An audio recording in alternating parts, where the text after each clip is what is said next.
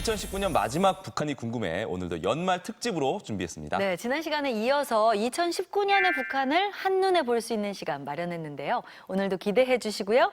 도움 말씀 주실 두 분 소개해드려야죠. 통일연구원 정은희 박사님 그리고 북한 전문기자 강미진 씨 나오셨습니다. 어서 오세요. 안녕하세요. 고맙습니다. 자, 이제 3일 후면 2020년입니다. 네. 어떻게 두 분 송년회는 잘 하셨어요? 네, 그렇습니다. 이제 송년회 핑계로 또 그동안 만나뵙지 못했던 지인들이라든지 많이 만나고 있습니다. 네. 네, 저는 뭐 회사 송년회 또 소속해 있는 다른 뭐 그런 단체 송년회 또 친구들과의 또 송년회도 하고 엄청 바쁘게 보냈습니다. 워낙 분주한 때잖아요. 그러니까요. 근데 갑자기 궁금한 게 북한에도 이렇게 송년회라는 게 있는지 궁금합니다. 뭐 직장이라든지 지인들 모여서 송년회 하나요? 있습니다. 아, 그런데 있어요? 퀴즈 드릴게요. 네. 북한에서는 송년회를 뭐라고 할까요? 우리말로 우리말로 막년회? 옛날에 우리 막년회라고 했었잖아요. 보내는 날. 막년회가 맞습니다. 요새 저 잘 맞히죠. 아, 저 신세대라. 뭐또 신세대. 어쨌든 이게 송년회, 우리말로 송년회를 보면 연령별로 좀 이렇게 보내는 게 방식이 좀 다르잖아요. 네, 맞아요. 이 사회의 또 트렌드를 바꿔 나가는 게 저와 같은 신세대들 아니겠습니까? 네. 어쨌든 네. 2019년에 사는 북한의 신세대들은 또 어떨지 궁금한데요. 어떤가요? 아무래도 지금 현재 북한의 신세대들은 태어난 그 시기를 보면은 2000년대 전후로 태어난 세대들이거든요. 네. 그 소비 패턴만 보더라도 상당히 다른 것 같아요. 그러니까 네. 버스보다는 택시를 더 많이 타고 북한에서도요? 네, 장마당보다는 이제 마트나 이제 백화점에서의 그런 쇼핑을 선호를 하고 있고 또 연애를 하더라도 네. 커피숍에 가서 이제 만나고 있고요. 그러니까 장마당 세대는 부모 세대의 공급만 받아왔던 그 세대라고는 좀 다르게 뭔가 이제 그 돈을 통해서 시장에서 생계를 해결했던 그런 인식이 기본이잖아요. 네. 그렇기 때문에 돈에 대한 셈이 엄청 빠릅니다. 네. 그리고 한국하고 비슷한 게 또 어떤 게 있냐면 저희가 이제 지하철 타고 다니거나 뭐 길거리 다니면 이어폰 끼고 다니는 사람들 엄청 많잖아요. 네. 북한도 다르지 않습니다. 오, 그래요? 북한 젊은이들이 얼마나 스마트폰을 애정하는지 볼 수 있는 사진이 있었죠. 네.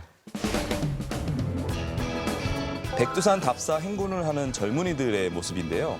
스마트폰으로 사진 찍는 게 일상인 거죠. 네. 제가 86년 대학 1학년 때 이제 백두산 답사를 갔었는데 그때 눈으로 봤던 걸 가슴에 보관하고 있는데 저 친구들은 스마트폰에 보관하고 있잖아요. 얼마나 네. 좋을까 싶은 생각이 들었고요. 그 정도로 지금 북한이 많이 변했다는 거죠.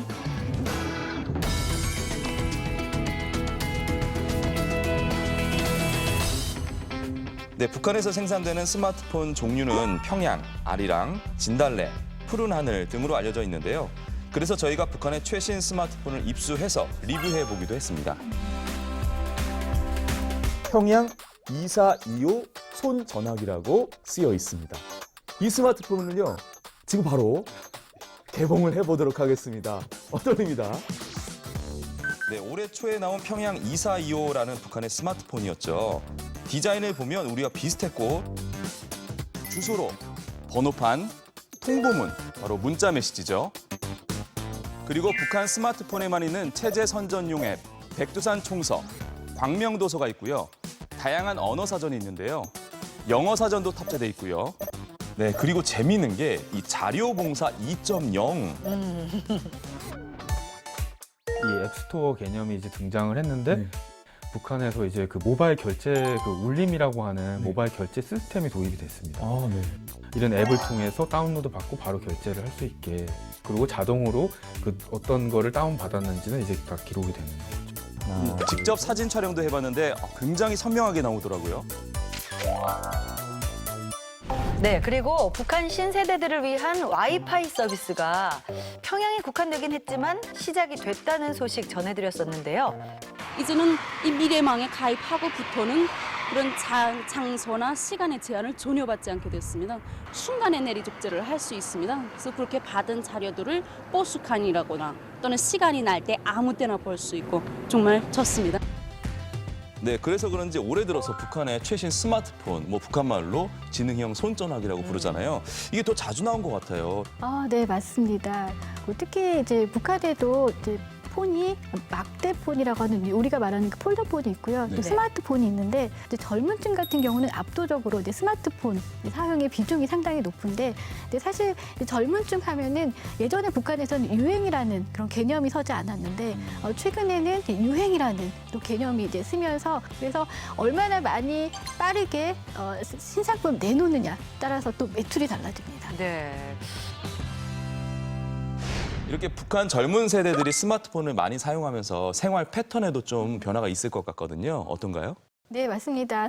아까 그 동영상에서도 보았듯이 사진, 뭐 동영상뿐만 아니라 정보도 다 스마트폰을 통해서 요즘에는 이렇게 입수를 하고 있고요.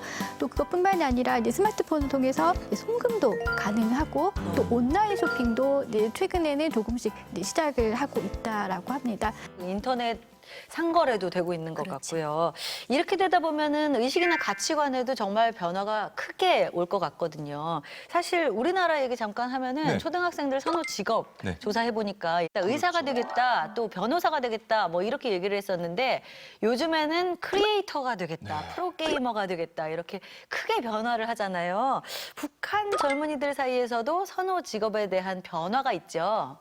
그렇죠. 예전에 북한에는 커서 뭐가 될래? 그러면 나는 인민군대, 뭐 나는 과학자, 뭐 이런 식으로 했었는데 네. 제가 이제 얼마 전에 이제 통화를 하다가 나는 우리 애를 꼭 땡땡 사러 키울 거야. 그래서 깜짝 놀랐어요. 오?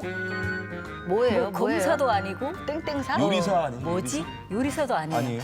제가 놀랐는데 연구사예요. 아. 그러니까 뭘 연구해서 개발을 하게 되면 북한이 그만큼 경제 성장을 많이 추구한다는 그런 거잖아요. 그렇게 하게 되면 중앙에서부터 배려도 받고 신문에도 나고 발전도 빵빵하고 뭐 이러니까 대부분 젊은이들은 연구사를 희망한다 이렇게 얘기를 해서 저는 또 놀랐습니다. 네. 북한 청년들이 선망하는 직업들이 또 있다고 합니다. 저희가 준비했습니다. 화면 함께 보시죠.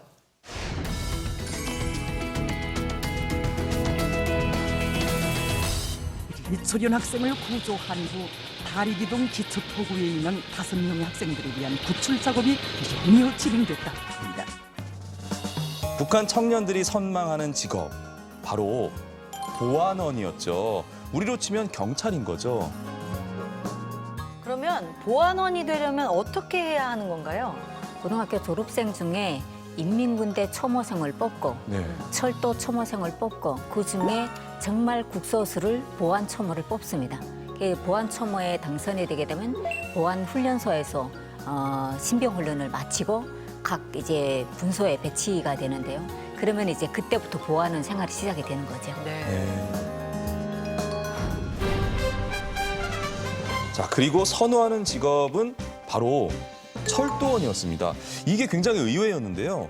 이 철도의 그런 그 운송이 여러 가지 뭐 전기 사정이라든지 또 그 수요에 비해서 이제 공급이 부족을 하니까 아무래도 이런 그 승객들을 또 태우고 하는 그 권한을 가진 이 철도원들의 또 그 실질적인 또 권한이 또 막강한 것 같습니다. 네. 철도의 가족 중에 한 명이라도 있게 되면 장사하는데 뭐 몇 톤의 그 짐을 실어도 무사 통과를 할 수 있기 때문에 철도에 대한 그걸 엄청 많이 이제 합니다. 금전적인 면에서도 도움을 많이 받기 때문에 젊은 층에서 인기를 많이 끌고 있습니다. 네. 네, 마지막으로 노동당 간부가 선호 직업이었어요. 북한 청년들은 권력지향적인가 하는 생각도 했거든요.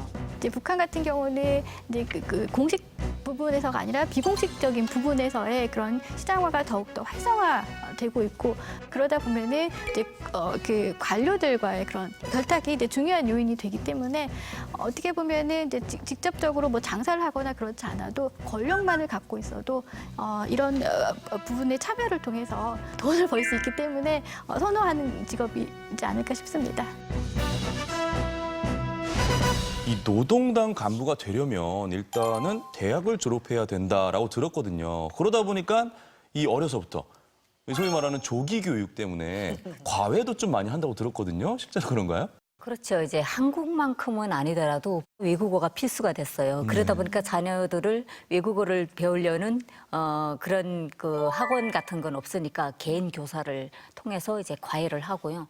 그리고 이제 뭔가 흥이 나게 놀아야 되는데 우리 아이만은 우두커니 앉아 있으면 엄마들 막 속상하잖아요. 그러니까 그걸 또 배우기 위한 이제 그 춤이라든가 뭐 악기라든가 이렇게 또 과외를 시키고요.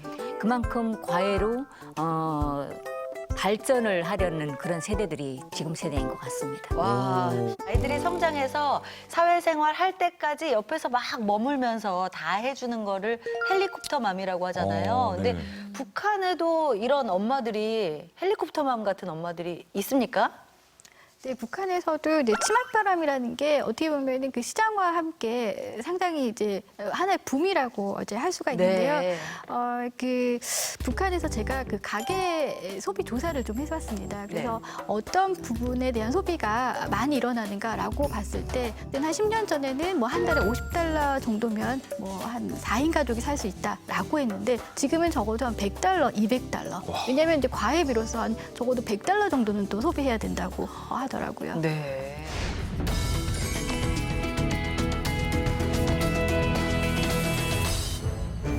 출산율을 보면 남한 0.98명, 북한도 2명이 안 되는 1.89명이었는데요. 최근에는 도시에 살고 고학력인 여성일수록 자녀를 적게 낳는다고 합니다.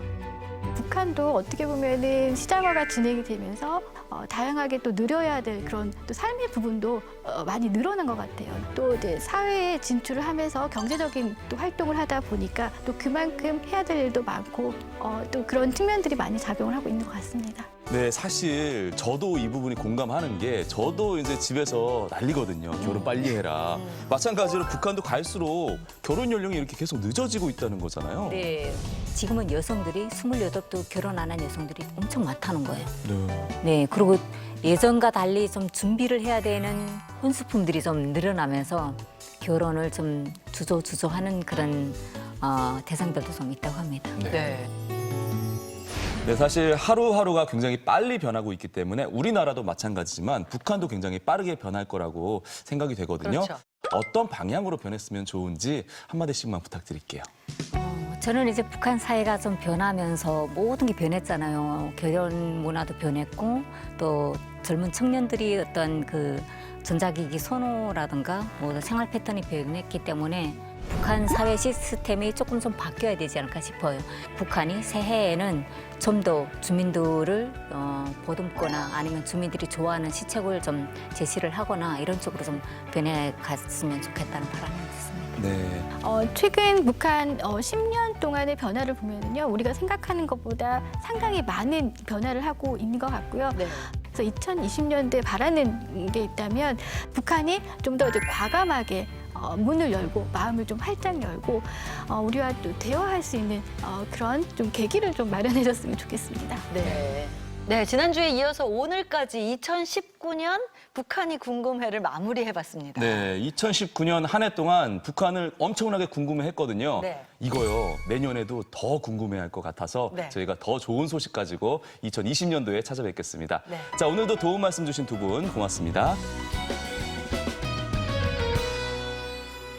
모든 막이 내리고 축제가 끝나도 그대의 마음 안에 언제나 대한민국에 가서 너무 행복하고요. 더도 말고 덜도 말고 지금 같이 살면 전 정말 바랄 게 없겠어요. 2020년에는 돈도 많이 벌었으면 좋겠고요. 가정을 더 소중하게 생각하고 서로가 아끼며 사랑해 나가는 그런 한 해가 될 수 있었으면 좋겠습니다. 지금처럼만 잘하자. 네. 남북 관계 좀 더 평화적이고 좀 좋은 소식이 많이 들려왔으면 또 좋겠습니다. 네, 개인적으로는 우리 아들이 대학을 꼭 갔으면 좋겠고요.